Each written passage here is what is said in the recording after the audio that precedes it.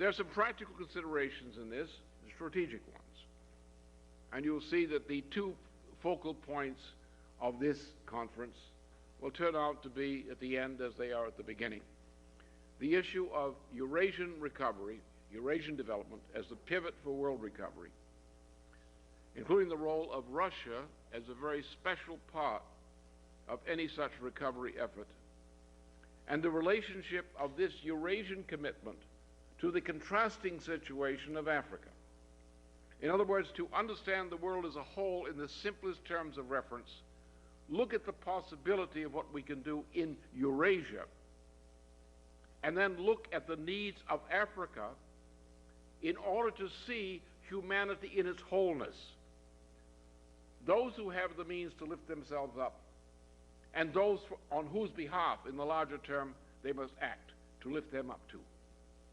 Because the idea of the general welfare, while it's a notion of government of each nation, also must be a notion of the relationships among the nations of the world. We must find a community of principle in the notion of the general welfare to unite nations for a common good. The common good is the general welfare of the nations, of the people in each, and of the community of nations as a group. It's the only chance for this planet. Now, to go to the question of what is the role of Russia. I addressed this yesterday in a forum. We had a seminar yesterday, and I shall restate it again here. Germany, like the rest of Western Europe and Central Europe, is also bankrupt. This is a condition which was installed immediately in 1989 through 1991, when the Soviet system collapsed, and was collapsed. At that point, since there was no credible adversary, the Anglo-American powers, led by Margaret Thatcher, who was made prime minister out of the wreckage of a greengrocer's daughter, George Bush, a mental case, the old George Bush, the young George Bush came by his mental infirmities honestly. It's only their money that they got dishonestly. And Francois Mitterrand. And these people set up a plan to prevent Germany from surviving the reunification of Germany, and set up a plan to destroy Eastern Europe, especially Russia. That was their plan. And if you look at the history since 1989, 1990, you'll see the result. That's exactly what happened. It was intentional. The plan was that they launched globalization, which was to destroy the last vestige of the sovereign nation state on this planet through globalization, to set up a modern financier oligarchical form of the Roman Empire, this time on a world scale, in which there would be one world government, which would be run out of London and Washington in concert with Canada, with Australia and New Zealand. And that's what's been happening. NATO is a joke. Nobody treats NATO seriously. NATO is nothing but an appendage of the Anglo-American facility, sometimes with French cooperation, sometimes not. There is no NATO. There is no sovereignty in Europe, inefficiently. A world empire is emerging. A world empire with pagan Roman characteristics and fascism to boot. After all, fascism is nothing but Caesarism revived in the modern age.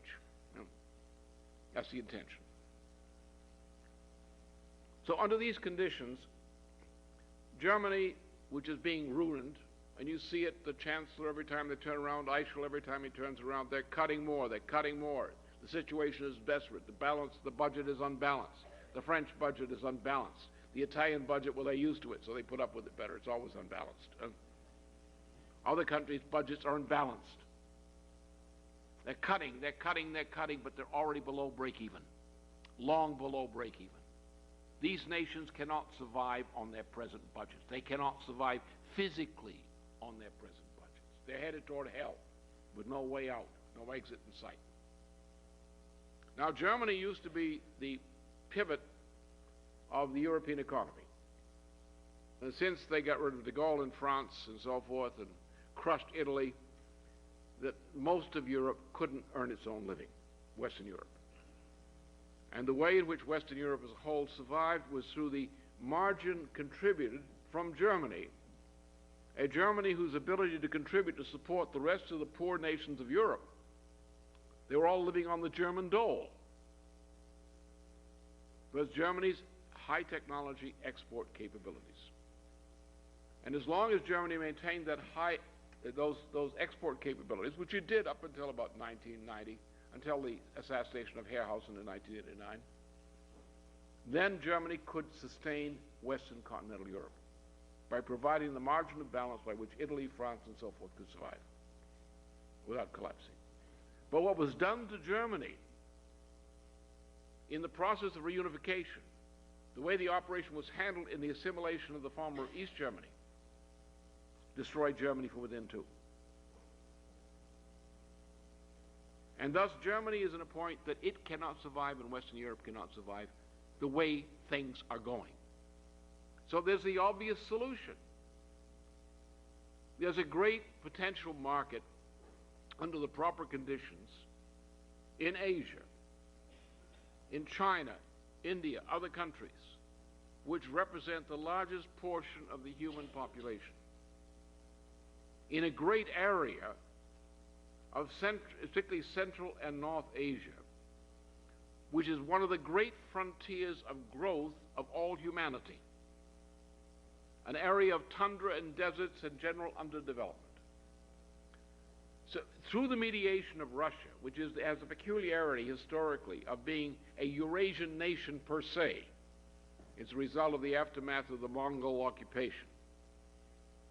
Through that mediation, it's possible for Europe to unite with Russia and nations in Asia to set up a long-term system under which, instead of consumer goods markets for these countries and consumer goods investments for these countries, you set up long-term development of the productive powers of labor in these nations, which means you're talking about a generation or more, which means a system of long-term credit issued by those nations which are producing the greater part of the technology production to the nations which need that supplement in order to get out of the mess they're in. So this means a system of long-term credit. This means interest rates in the order of 1% per annum, simple interest, no compound interest. Long-term agreements under which the great markets called need in South Asia, Southeast Asia, East Asia, now come into a partnership with Europe, with Russia, with Japan, and so forth, in order to create a great economic boom with some of the same features that were used to rebuild Western Europe in the immediate post-war period through the various Marshall Plan, other programs, through the Kreditanstalt for Wiederaufbau in Germany, for example. That kind of program for a generation of recovery, a generation of progress, a generation of development. And in order to make this work, as has been understood for more than a century, and almost a century and a half now, the only way this could be worked was to develop a system of infrastructural development which would effectively link the Atlantic Ocean to the Pacific Ocean across Eurasia. Now this is not railroads, this is not Silk Roads. These are corridors of development, corridors which run a range of, say, 100 kilometers in width, up to 100 kilometers, from the Atlantic to the Pacific, going in various directions, north, south, and so forth. Along these routes, as we did in the United States with the Transcontinental Railroad, that the area on either side of the transportation axis becomes immediately in and of itself a sustainable area of economic development. Then by that means you can branch out from the main corridors into subsidiary corridors of development and capture the area. If we make that kind of link, you have one interesting change occurs immediately. For as long as we know, mankind's economy has been dominated by the oceans.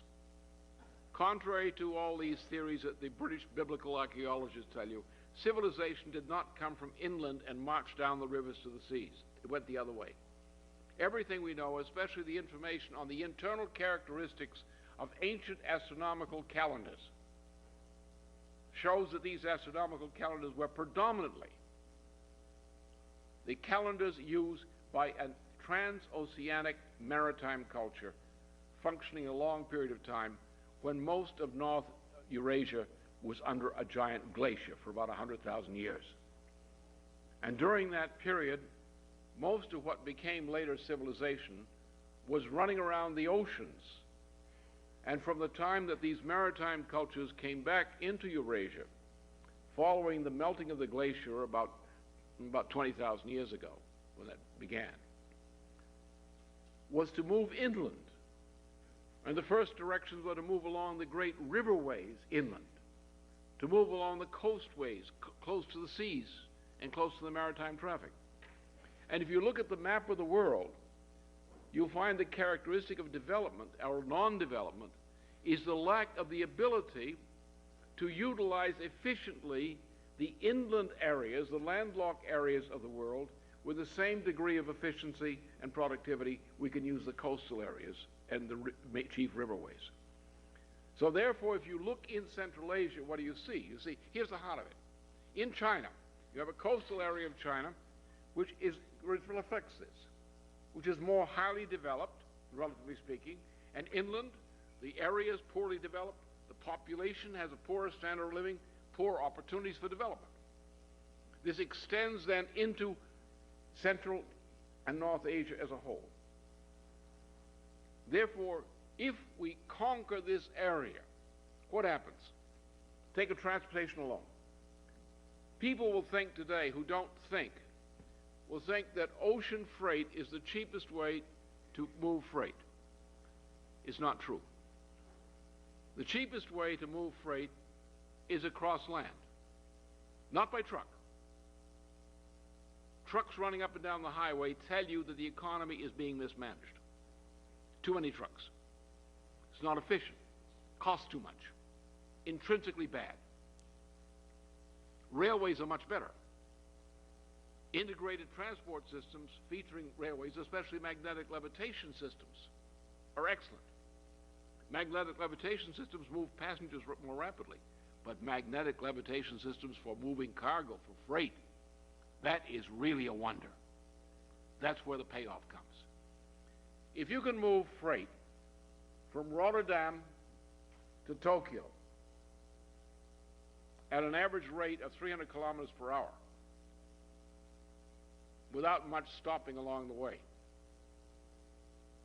and if for every 100 kilometers of motion across that route you are generating the creation of wealth through production as a result of the existence of that corridor, then the cost of moving freight from Rotterdam to Tokyo is less than zero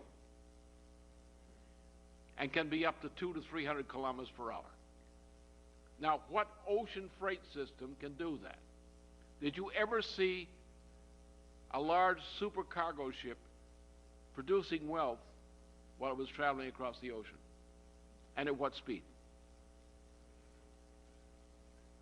So therefore, we've come to a turning point in technology, which have emerged over recent periods, where the development of the internal landmass of the world and the great typical frontier is Central and North Asia.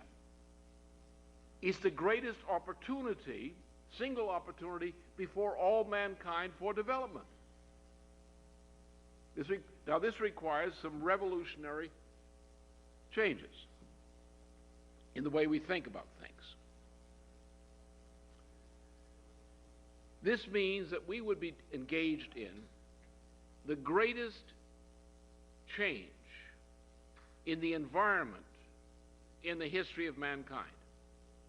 This single project, say a 25-year or more, development of Central and North Asia in this direction, including the conquest of the tundra, The Arctic tundra is one of the great frontiers to be mastered. It can be done. Would mean a great change in the environment. Now, how are we going to decide what is good and bad about changing the environment?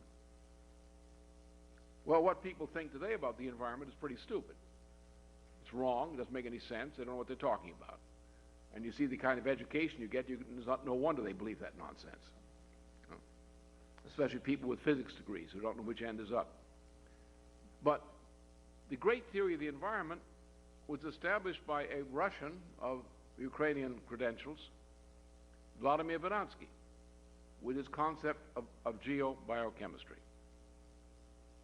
See, what you're taught, and the problem here is you're taught in most universities and elsewhere about science is nonsense. It's a damn lie, most of it, to put it frankly.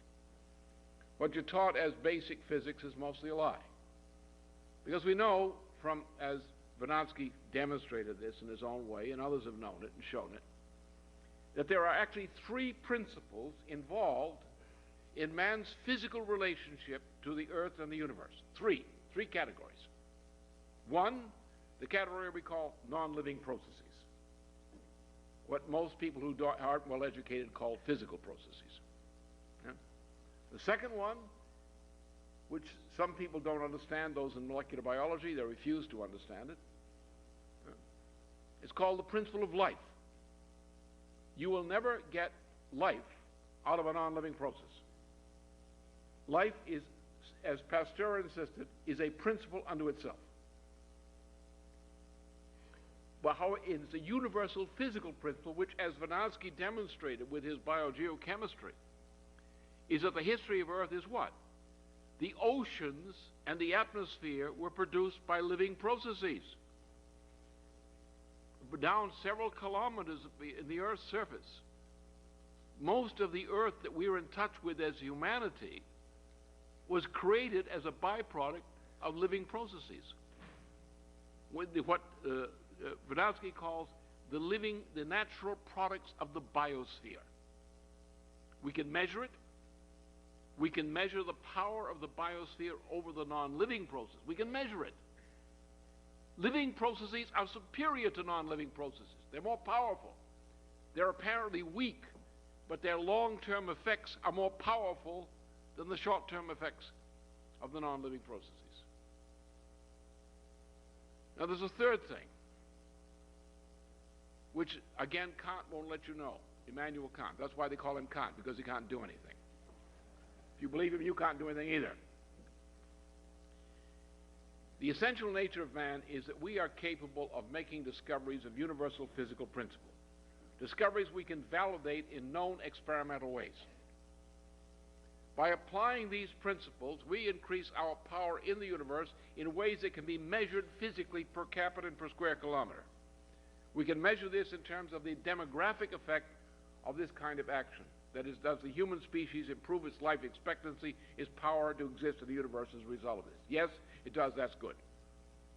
Mankind actually is primary mastery of nature has occurred in terms of man's mastery and development of the biosphere. So actually, the biosphere is including what we call basic economic infrastructure, such as waterways, power systems, transportation systems. These are the development of cities, of good cities at least. These are natural products of cognition which are reflected as improvements in the biosphere.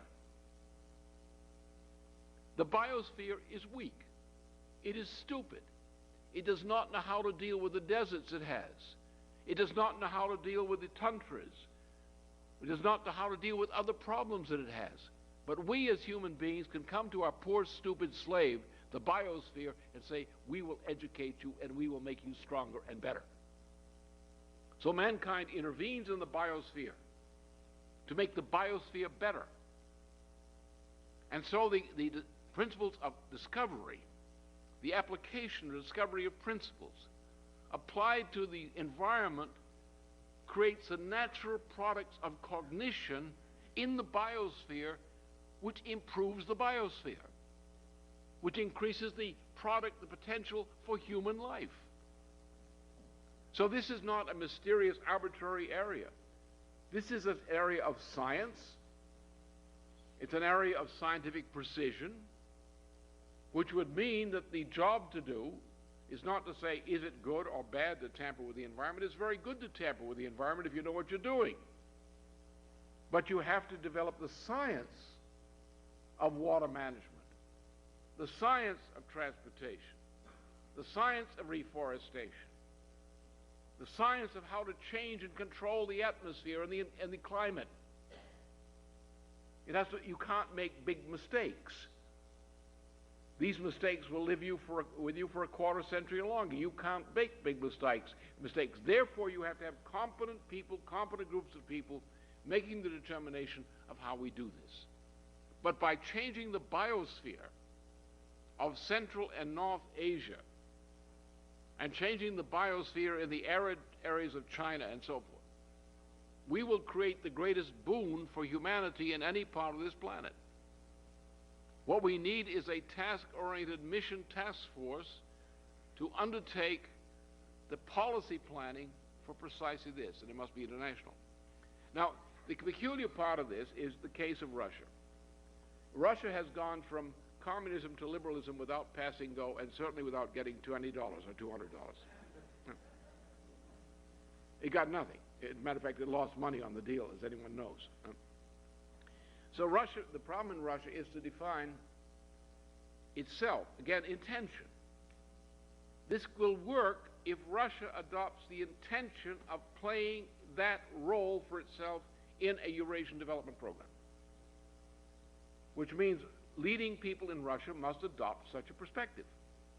And the Russian people must increasingly participate in that vision of the role of Russia in changing the situation in Eurasia and in Russia itself. Under those conditions, therefore, the role of Russia as a pivot with other parts of Eurasia is crucial. How? Well, first of all, there are conflicts of a historical and cultural nature among most of the nations of Asia. China and India, for example. China and Japan. Korea with China and Japan. And so forth and so on. So that on a bilateral basis, long-term agreements among these nations are very difficult to manage.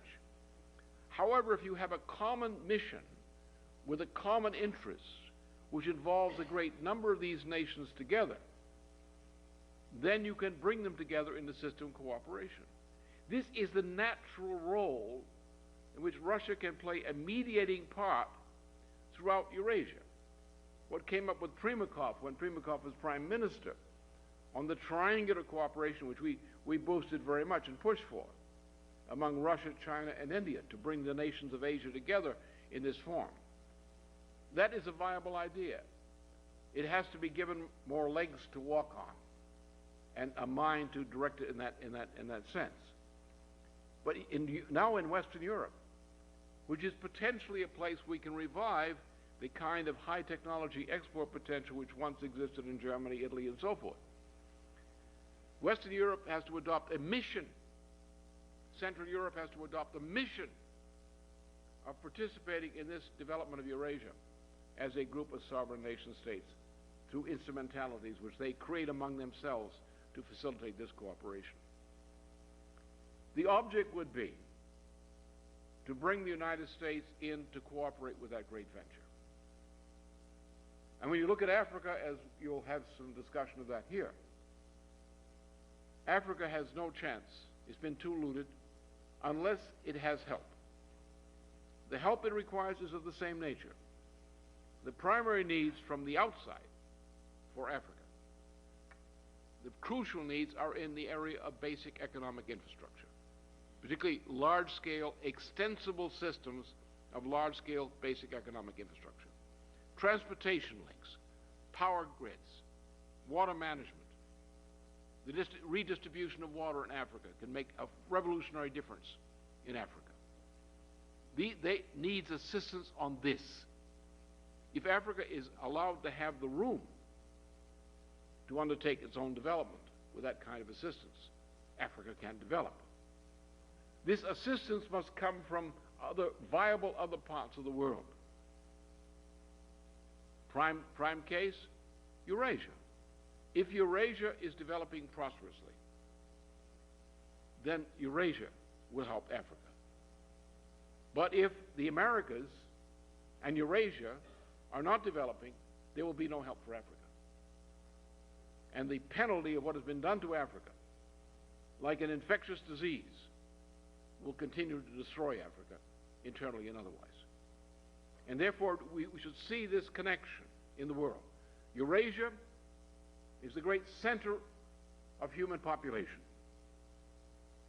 On it, there's a frontier. The conquest of inner space of Eurasia is a great focal point for a mission out of this process. When we then turn from Eurasia development to look to Africa and see the misery there, then we see a larger mission which exemplifies humanity as a whole. That's our chance.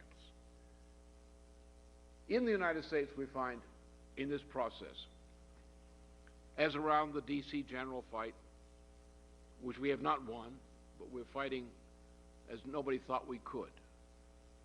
In the fight against this deregulation of energy supplies, we're finding a great response from within sections of the American people who have been disregarded and cast aside, the lower 80% of the family income brackets, and who've been out of politics essentially, or out of control of politics for much of the past quarter century and longer. They're responding. They're responding why?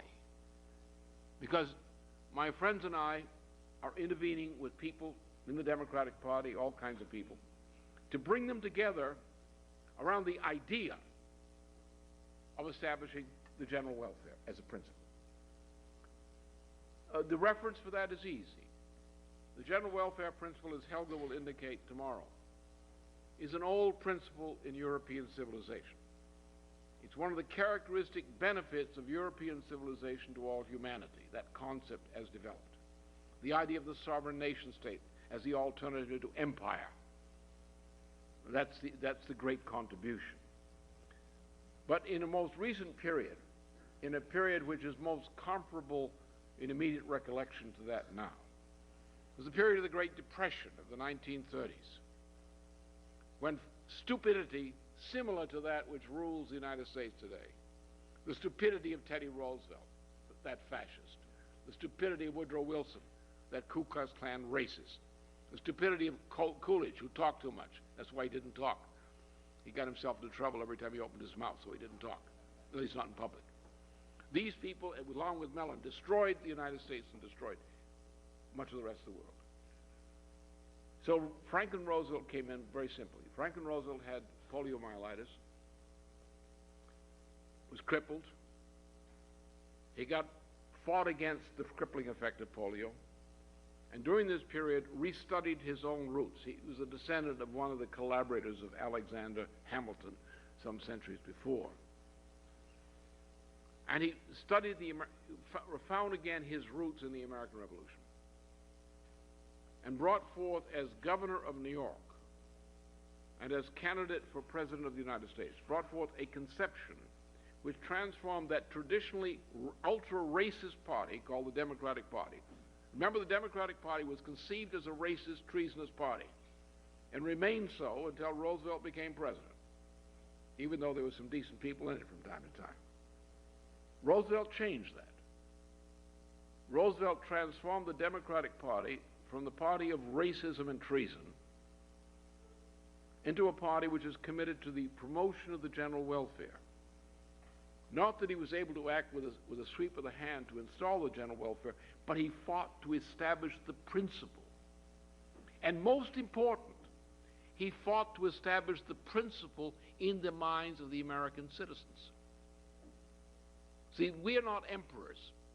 We cannot, with our wave of the hand, declare a principle and then impose it by our will on people. The way we convey a principle is as philosophers in action, who convince people that that principle is the way in which they ought to live and act. And when a people is aroused to act for that principle, then the great good comes. The great good does not, no man is a god. No man can decree by a wave of the hand and give the world something according to principle. What a man can do is what a man can do. An individual human being can develop and transmit ideas, utilize ideas, convey these ideas to others. The function of leadership is essentially that of a philosopher, which few politicians seem to understand. It is the philosopher who conveys and implants ideas in people, ideas of principle, like a scientist who conveys discoveries. It is the implanting of those ideas in the social process, the creation of political and other institutions around ideas, which mobilize humanity to do a great work.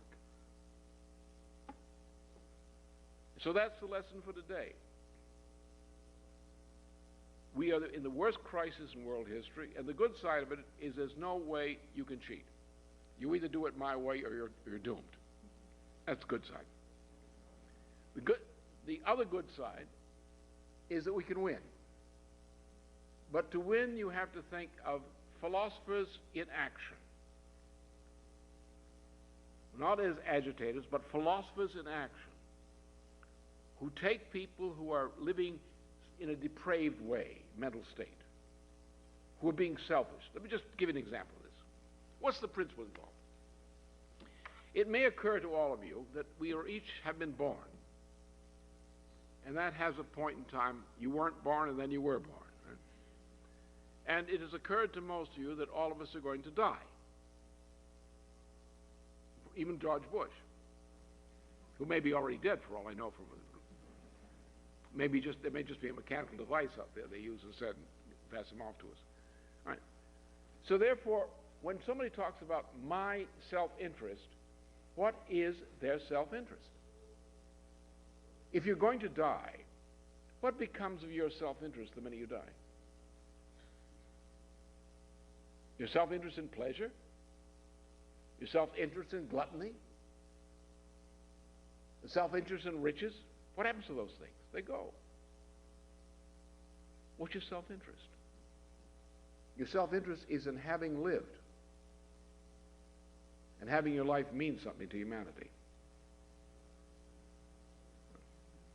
So you live for your self-interest. Now, most people aren't capable of doing that. Not yet. Given the educational system, it's not surprising. They're not capable of rising to that.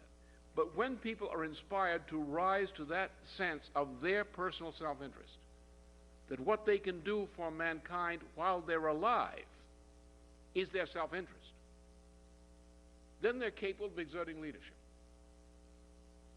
If they can do that, they can arouse in people who all have this potential, at least for a moment, the ability to see that in themselves.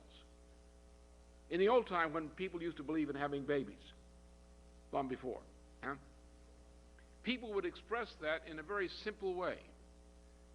They would say, all right, I'm living, I'm sacrificing, I'm living, we're working for our children and grandchildren. And the idea of children and grandchildren was not something in itself, it was something that gave you a way of focusing upon concretely what your life meant. And you would joyfully sacrifice for the sake of the future of these children and grandchildren.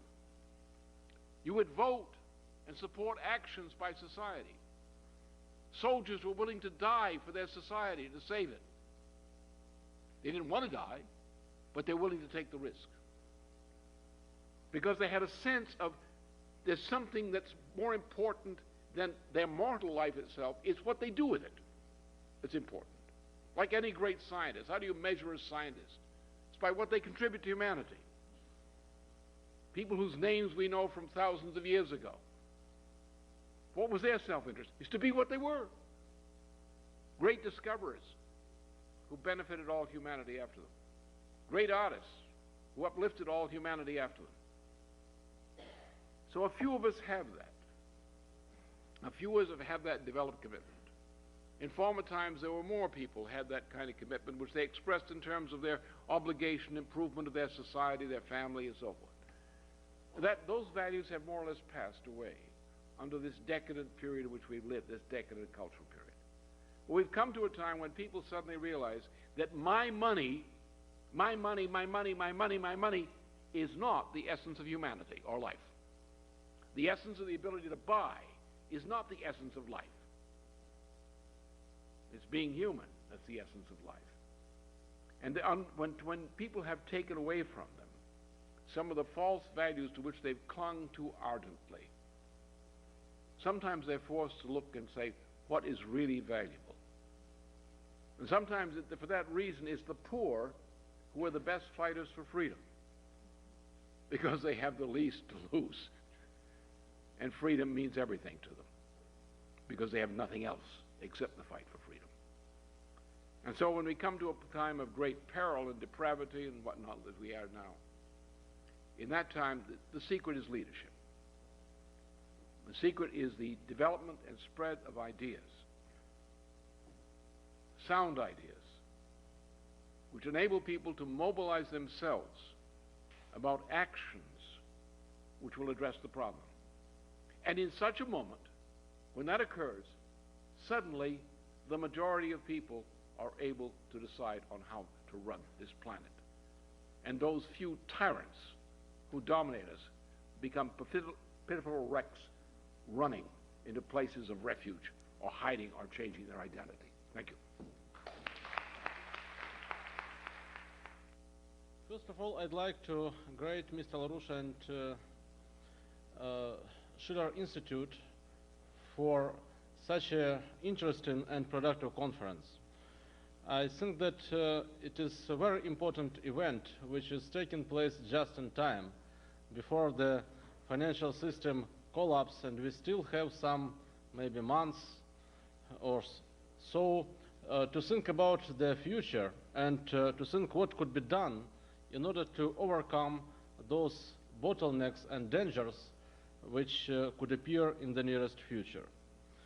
For me, it is a great pleasure and honor to participate in this conference and to share some ideas on those subjects which Mr. LaRouche raised in his brilliant presentation. I'd concentrate on regularities which determines the modern economic development, which we must take into consideration thinking about the nearest future and about the actions which could be implemented to overcome the worldwide catastrophe and to find the way out from those crises which Mr. LaRouche described.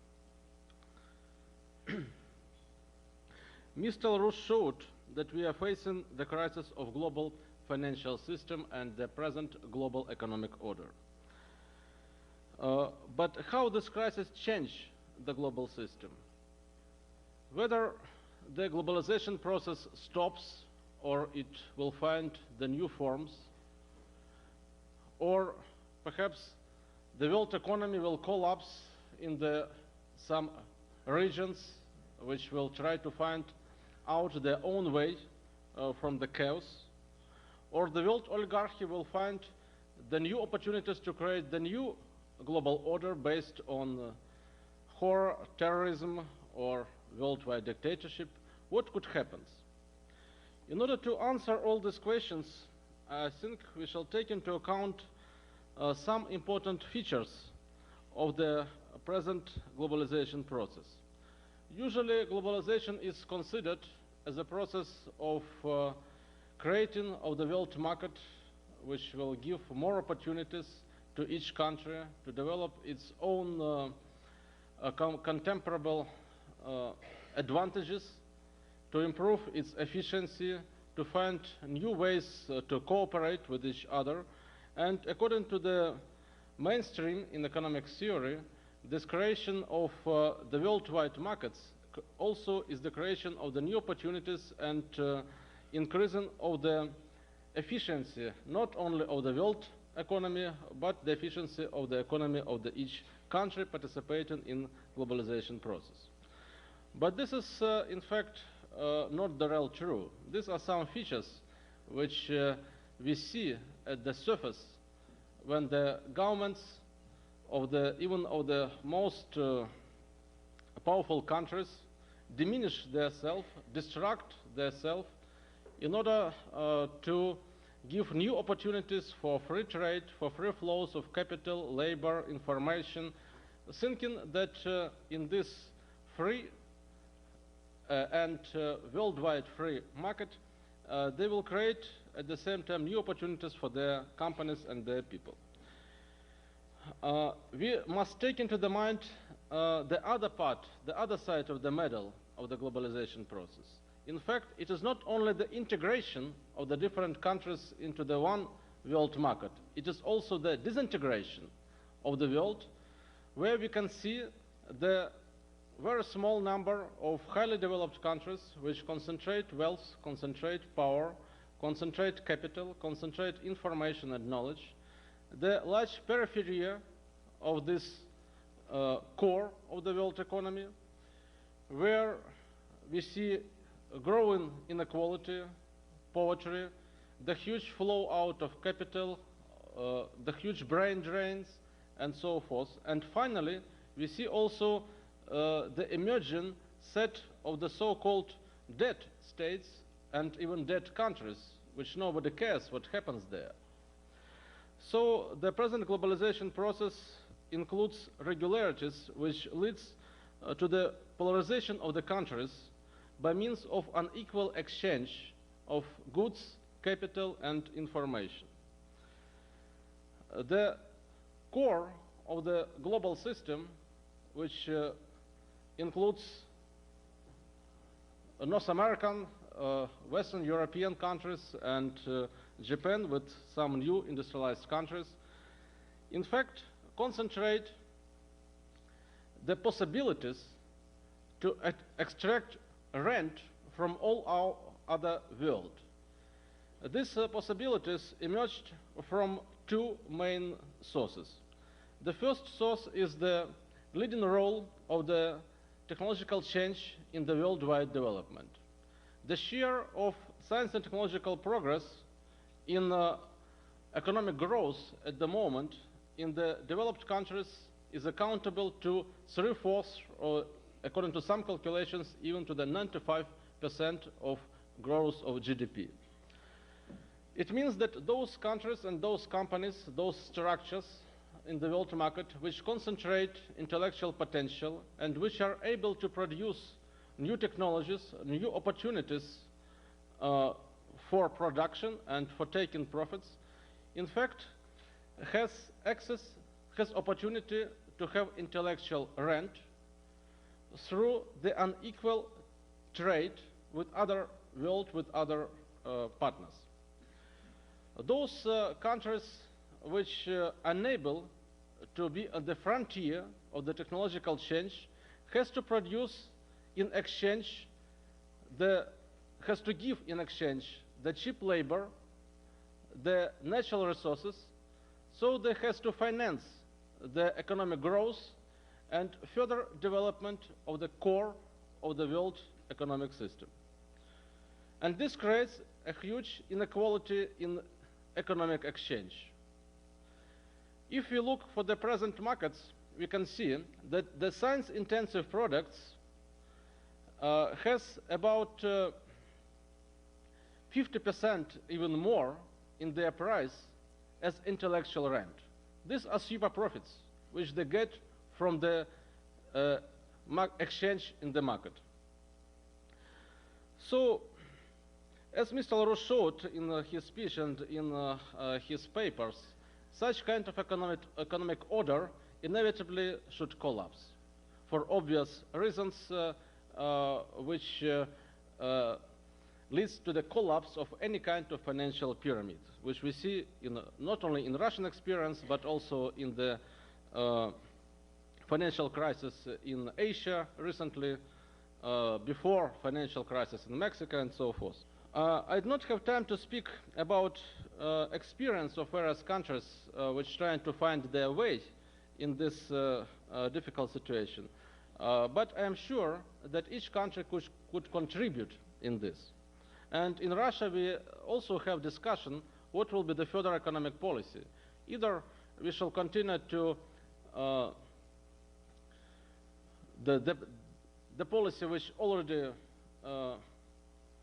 caused crash of the Russian economy, continue to the Washington consensus policy without any active role of the government, the policy of self-destruction of the government, and in this case, the Russian economy will collapse together with the worldwide financial crisis, or we shall find the way out, trying to find our own opportunities to propose other nations to participate in mutually beneficial programs, including those which Mr. LaRouche mentioned in his very interesting description of the Eurasian corridor developments and so forth. I fully support those ideas which Mr. LaRouche said in his speech about the necessity to develop worldwide infrastructure based on the new technologies. It should include not only the new transportation infrastructure, it should include also, of course, the information infrastructure, telecommunications, research and development institutions which should work on the worldwide level. It should include the worldwide social infrastructure also. I think that we should, the world, at least the leading nations, should come to the common responsibility of about the supply of the basic food, of water, of heat and so forth to the population of the whole world, doesn't matter where the people live. And the final question, what will happen with the world organizations? At the present, the majority of the world organizations, except maybe the scientific organizations and some social, non-commercial organizations, use the obsolete technology to plan and develop their activity. They are based mainly on the contributions comes from countries participating in these organizations. And it obviously means that if you speak about the main financial organizations, that they are determined by those countries which are the main contributors to the capital and to the opportunities. It is not the secret that the IMF, in fact, is a branch of American Treasury or Federal Reserve. The similar situation with the World Bank. The WTO organization is not the organization of the independent countries, in fact. We know who plays the key role in this organization, and this is the common picture. As far as we are speaking about the new economic order, we should think, I think, about the new architecture of the world organizations, which must have their own opportunities to work at the worldwide level according to their task force. If we come to the situation when the worldwide money creation center appears, it means that together with it, the worldwide credit facilities appears as well. It is very difficult to speak about the cheap credits for the whole world for different countries if you do not have the world financial system. So if we come to the situation when the world currency is establishing, it means that the world organization, which will be in charge of this currency, which should be under the control of the nations which organize this mechanism, also have opportunity to create cheap credits to all over the world. Of course, such kind of ideas couldn't be implemented immediately. I think it is the step-by-step process. But in any case, we should think about the creation of the international investment opportunities, which will be controlled by the nations, but which will be based on their own economic activity. For instance, we could think about the worldwide tax on the transnational corporations. We could think about the worldwide tax on the currency speculations, and to use this taxation, at least of the speculative operations, in order to finance those infrastructure projects which are necessary for the whole mankind. In order to not only to think about all these opportunities, but to implement them, we need the political will. And I hope that this conference will contribute to this. I totally agree with Mr. LaRouche that Russia could play, and perhaps would play, the very important role in establishment that this new world architecture. But unfortunately, the Russian president is not among the participants in our conference. So we have a lot of problems in all the countries. And I hope that this conference will help us to solve these problems and to find the way out from the financial catastrophe. Thank you. As I notice, the substance, the substantive input and the effect of these conferences is increasing in time.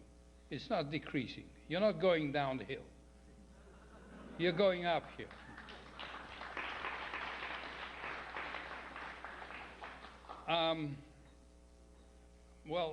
After all the discussion of all these global problems, let me say a few words of what I think might happen to Russia when the great crash comes.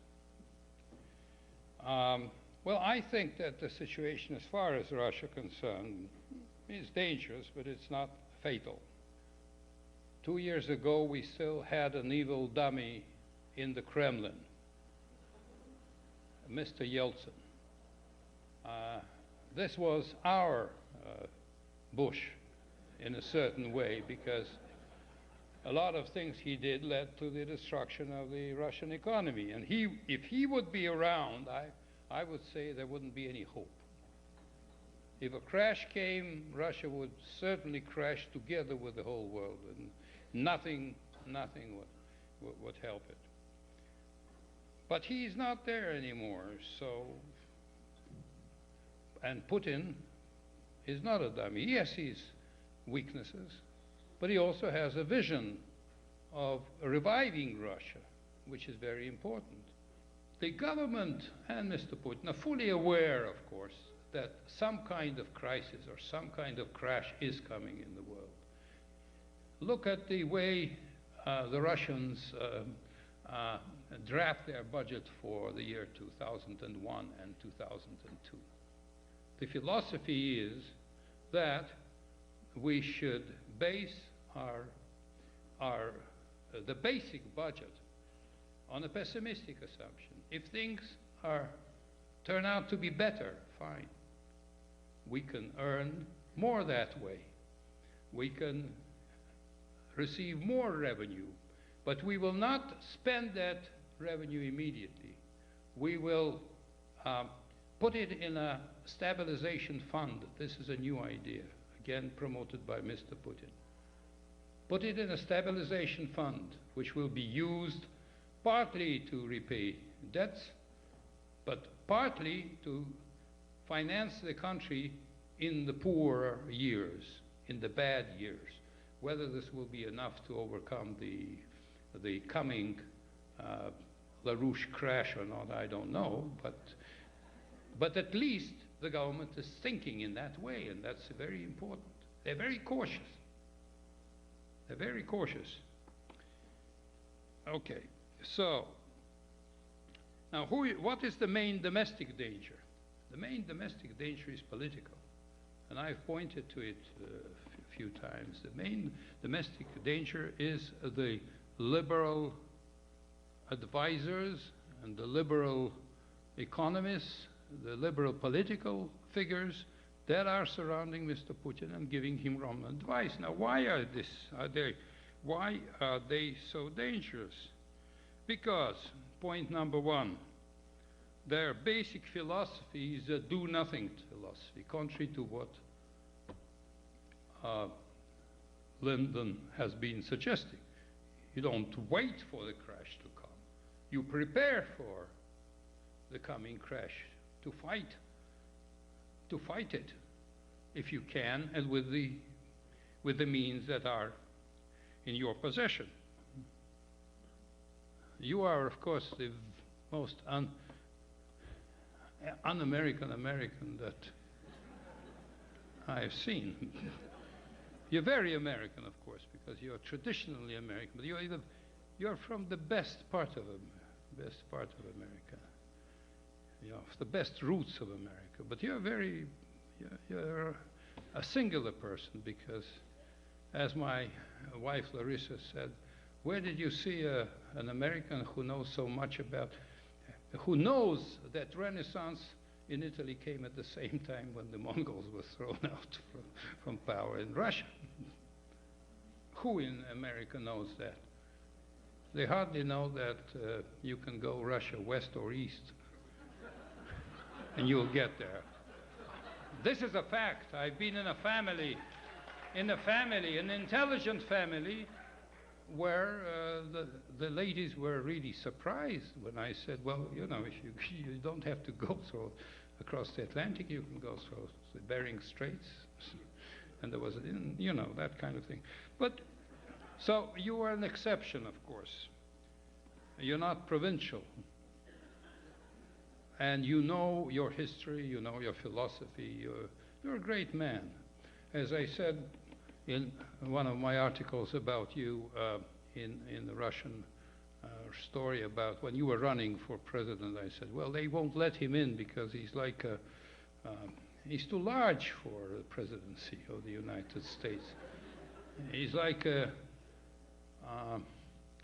like an elephant in the china shop.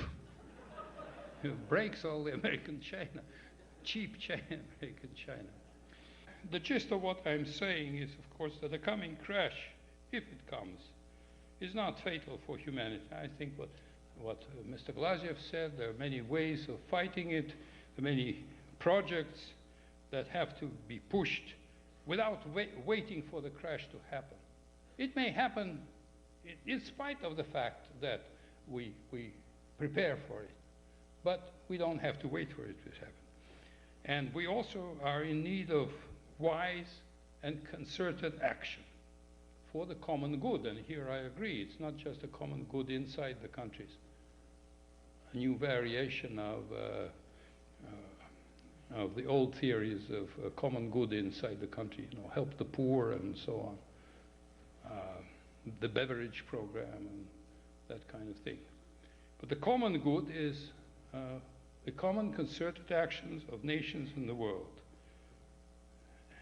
aimed at creating a just order, not the kind of order that we have now, but the just kind of order. And by that action, and I agree with LaRouche here, we shall overcome, we shall win, and that's it.